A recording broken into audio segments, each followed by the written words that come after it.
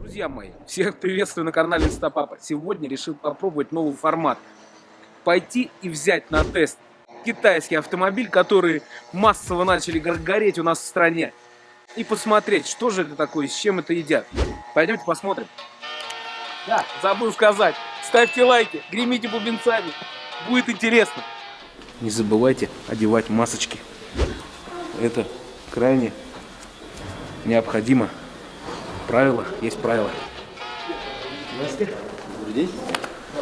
Хотелось бы машинку на тест-драйв. Вот какую-нибудь такую. Возможно? Да, не вопрос.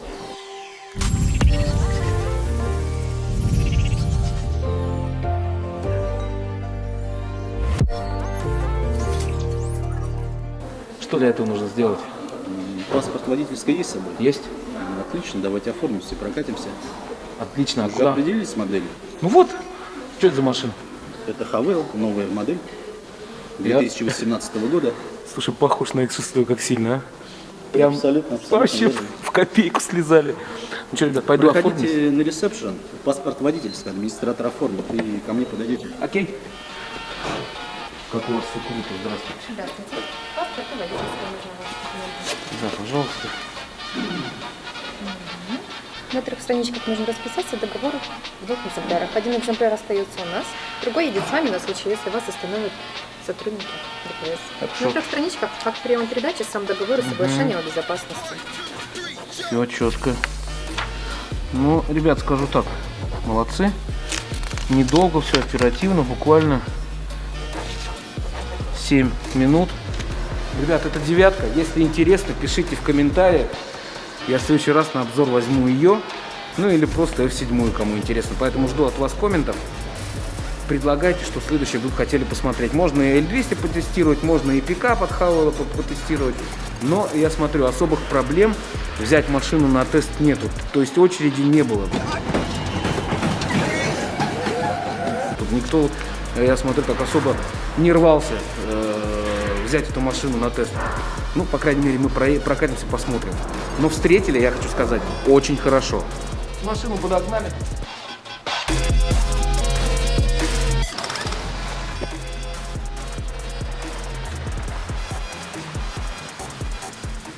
Ну что, ребят, дали нам машину на тест-драйв.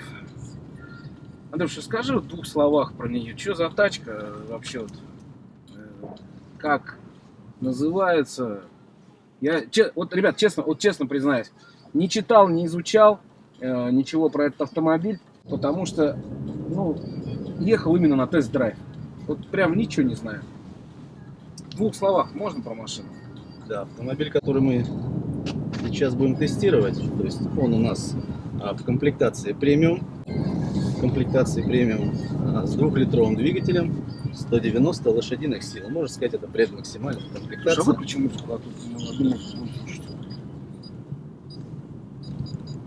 Так, это предмаксимальная комплектация. Да.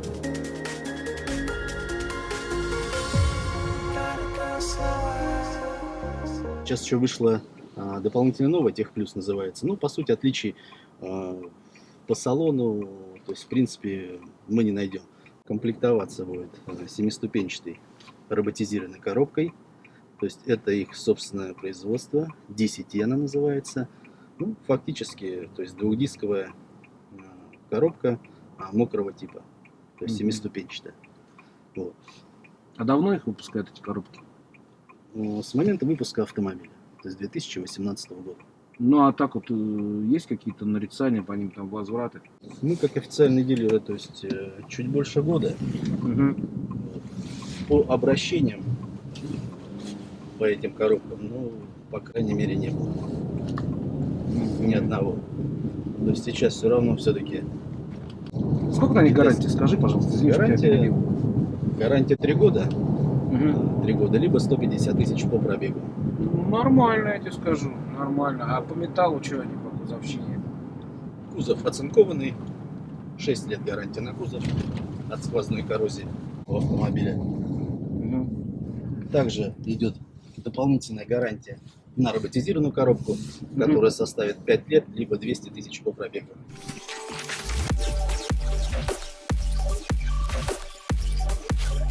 Техническое обслуживание на автомобиле проходите каждые 10 тысяч, либо раз в год, что вперед настанет. Сколько ТО стоит, скажи? ТО, получается, в среднем выходит порядка 10-11 тысяч на этот автомобиль. А что входит в первое ТО?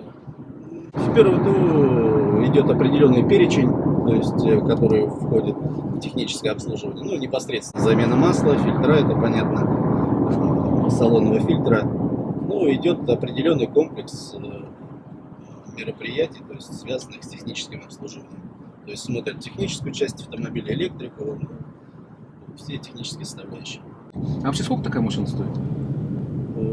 Сейчас цена именно представленной комплектации 1 979 000 рублей. Как раз к месту подъехали, пересаживаемся, Ага. и уже ты в полной мере можешь сам Попробовать, ощутить. да? Да. Что к чему, откуда и почему. Все окей.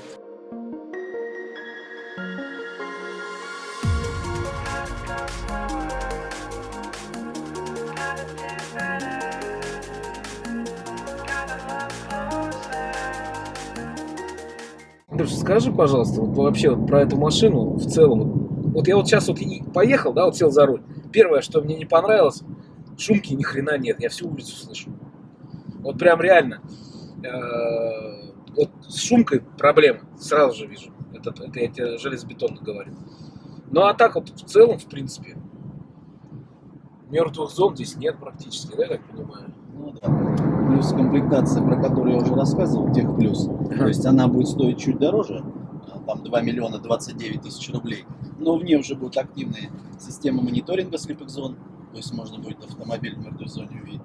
Соответственно, беспроводная зарядка будет вот на этом месте. Сюда зажопили, да? Да, то есть все операционные системы, iOS, Android, все будут заряжать. Вот.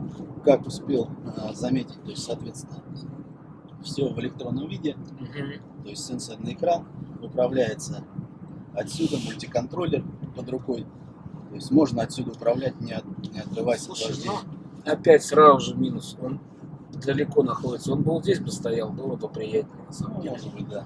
Это как Особенность для каждого. знаешь, да, это вот как вот, ну, есть определенные, конечно, недочеты в любой машине. Тут докопаться-то можно до столба, но вот так вот на самом деле вот этот барашек, вот, если им пользоваться, надо какую-то определенную сноровку для этого специальную иметь.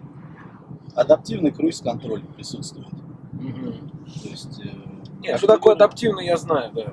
То есть он видит держит расстояние до дистанцию, машины. да, соответственно, снижает скорость. Очень удобно. Кстати, это да, это удобно. Слушай, публик тоже BMW-шный, да, стоит? Вот отделка кожи, он какой-то, мне кажется, что... Руль сделан спортивный вариант, то есть Да, скос да. снизу идет. Я уже обратил внимание. В целом он такой. Слушай, а что у нас окна затягивают? Я не с похмелья. Может, кондиционер надо? Я с похмелья. Вот это поворот! Елки-палки, блин. Так, ну сейчас на стекло сделаем. Машина в тепле стояла, поэтому кондиционер. Ну, в целом, вот за 2 мульта, да? Ну, Ну, да, в принципе, небольшой. да. В принципе, наверное, да. Но я сразу же, еще один минус я заметил. Я вот вижу только своего оператора в заднее стекло и машину, которая за нами едет, очень-очень скудненько. То есть Ну, обзор заднего вида скажем, да. такой хреновенький. Ну, боковые зеркала это, кстати, компенсируют заметно. Да, То есть они в обзор целом неплохой. Не маленькие. Ну, здорово. Автосвет туда все это.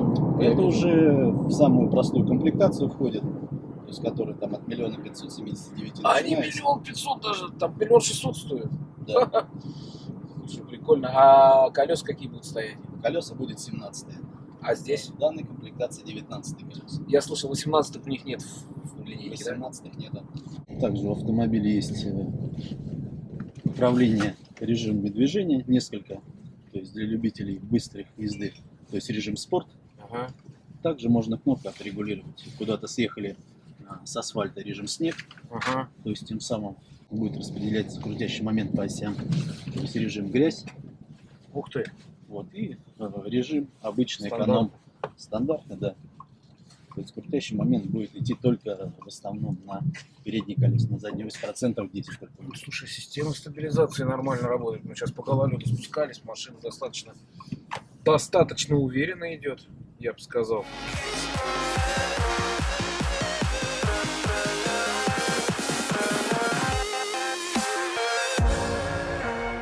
Ребят, в принципе, нормально. Вот единственное, что я еще тут докопался до капота. На капоте идет небольшая вибрация металла. Ну, то ли он тонкий чересчур, то ли это дорогу я такую выбрал. Чересчур, скажем. Такие ужасные дороги. Но ходовка постоянно ломается, колеса прошибаем. Ребристую, но машина же, я так понимаю, кроссовер, она же должна эксплуатироваться во всех условиях. Скрипов, подвески, но она новая, в принципе, что тут тестовая машина, 5500 на спидометре. Ну, вот кроме полного отсутствия шумоизоляции, никаких, так сказать, других косяков я не заметил. И по дороге с неровным покрытием мы ехали, все комфортно.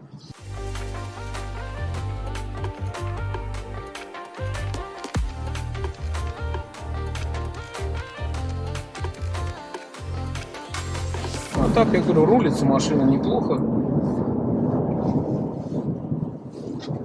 Есть небольшие крены, но в пределах разумного. Все по стандартам, по фэншую. Как говорится, китайцы не стали изобретать самолет.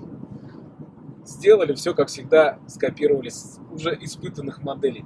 Это первый дилер, к которому я обратился за тест-драйвом. Но при этом я сказал, что я буду делать обзор попутно с тест-драйвом. И ребята, так сказать, любезно пошли навстречу. Поэтому, кому интересно, ссылочка на них будет в описании. Переходите, смотрите. То есть в плане дилеров у меня к ним вопросов нет. То есть никакого негатива, все четко. Я так понимаю, клиентов они как бы не дробят на обзорщиков, там, хейтеров там, или еще. Человек пришел, хочет, да, пускай прокатится, если есть соответствующие документы. Так, а здесь 4 ВД постоянно? Здесь полный привод осуществляется через электромагнитную вискомовку. То есть при подключении передних колес будет подключаться задний привод. Ну, это сейчас практически у всех кроссоверов. Ну, вот я сейчас смотрю, он так пробуксовал, это достаточно уверенно он пошел, я хочу сказать. Ну да, в зависимости от пробуксовки, то есть до 50 на 50 по осям распределение идет. То есть он может распределять до 50 на 50? Да, все верно. А это что такое? А это что такое? А это как раз система предупреждения столкновений.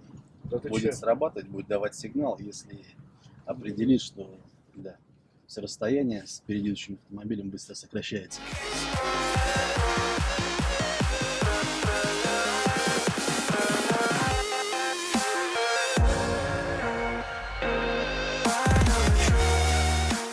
Ну что, ребят, загнали мы ее в гараж, в автосалон. Ну, что я вам скажу? Я обязательно следующую машину возьму Havel 7. Мне прямо интересно почувствовать разницу. Здесь 2 литра на турбине, 190 лошадей. Там, говорит, движок послабей. Ну и вообще, они горят почаще на самом деле.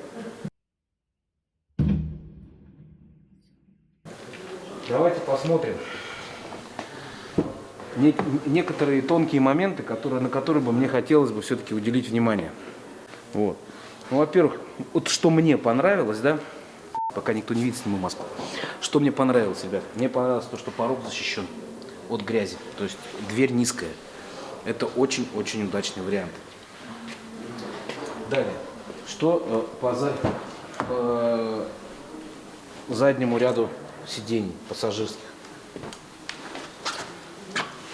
Ну, с моим ростом нормально. Человек чуть выше ростом, я думаю, 1,80 м, 1,85 м уже будет некомфортно. И вот эта вот штука мне не нравится. Ну, такой кузов, что сделаешь? Прострочка есть. Ну, то, что мне, вот, я скажу так, ну, мне прям реально, ребят, мне вот те вставыши поносного цвета прям не понравились. Багажник. Багажник в этой комплектации, говорит, с кнопки не открывается. Ох, блин, так он еще и тяжелый, зараза. Но так он в целом вместительный. Полноразмерная 18-я докатка. Слушай, вот тоже прикол, да? Смотри, в базе у них идут 17 и 19 диски. А запаска 18 вообще. Ну, китайцы. Так, шторка есть, но опять же, вот опять я не понимаю вот этого момента. Сразу же опять докопался, скажете. Ну-ка, как тут расклад... А, сиденье, смотрите, заднее удобно очень, с подлокотник с подстаканниками, что немаловажно. Ну, это такая, знаете, мелкая приятная опция. А вот как раскладывается за... Капец, все по-китайски просто. Тянем за веревочку, и сиденья раскладываются. Так, а вперед-назад они не ездят, они здесь намертво стоят. Поэтому опять же за веревочку. Это что, максимально, что ли? Фу, говно какое. Вот это вот зачем? Вот это пространство, для чего здесь оставлено? И для меня тоже большой секрет. Сейчас нас выгонят нафиг из автосалона. Ну все, оно дальше не раскладывается. Вот, все. Ограничение, так сказать, свободы. Хотя здесь, в принципе, вот это же для чего-то сделано. А? Кто знает? Кто знает, пишите в комментариях, для чего тут расстояние оставлено. Ну, да, вот это минус. Но у него очень крутая камера, 4-зонная. То есть он прям четко показывает, мы смотрели это в движении. Теперь нам надо открыть капот. Где этот рычажок открывания капота?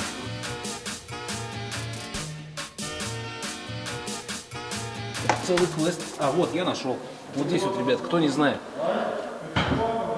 Вот он там спрятан очень надежно. Ну, давайте ради приличия откроем капот. Оба-на. Оба-на. Сразу большой плюс. Блин, китайцы молодцы. Большой плюс вам за стойки амортизаторов багажников. Ну, что я вам тут скажу? Сейчас посмотрим, где тут что Bosch написано. А где заклеено. Помните, как на Чингане обзор делали? Отрываешь наклейку, а там Bosch. А здесь я пока ни до чего не докопался. Ну-ка, давайте, пока никто не видит.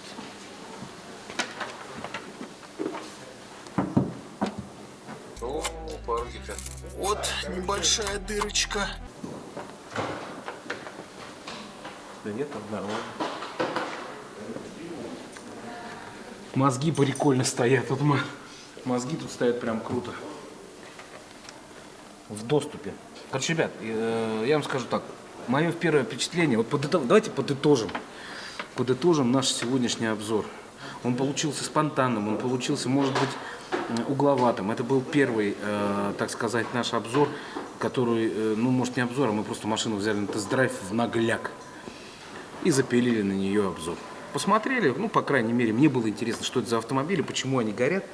А горят они потому что...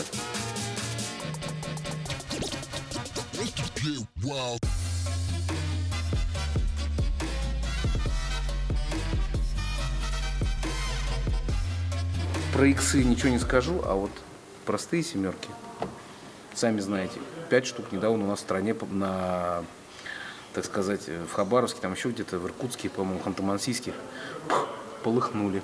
Китайский автомобиль, который массово начали гореть у нас в стране. И причем возгорание было снизу. То есть где-то там что-то какая-то проблема есть.